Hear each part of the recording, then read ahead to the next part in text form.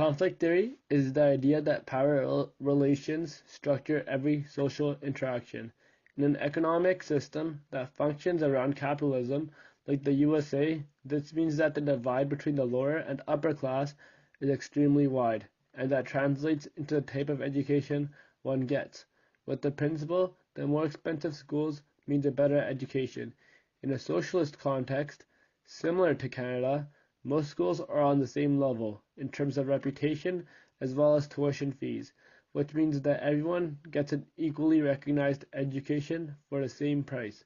In the social capitalist countries like Switzerland, education is mostly very affordable, except for private post-secondary institutions, which charge terrifyingly high tuition. In light of those specific national differences, degrees from each country do not translate globally because the system in which they are embedded are not compatible.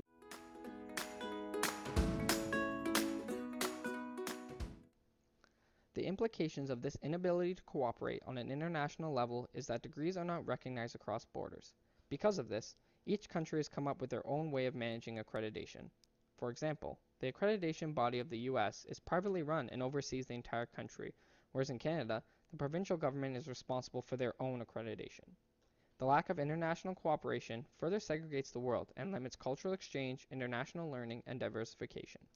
Recent revolutionary international accords are being created to make credentials recognizable globally, but only in specific fields or certain areas of the world. These accords are limited. They are not compatible with education systems across the world and are not implemented on a large enough scale to make a powerful impact globally.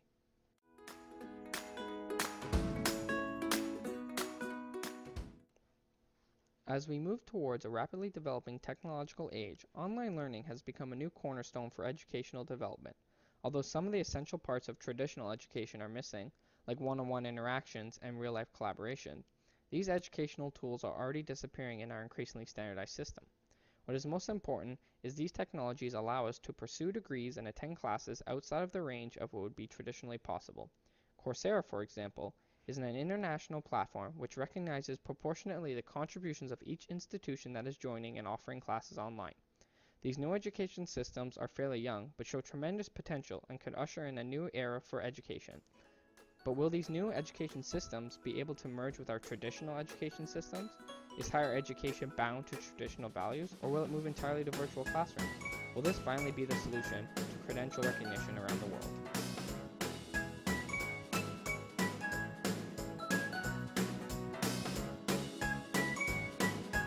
Created using Powtoon.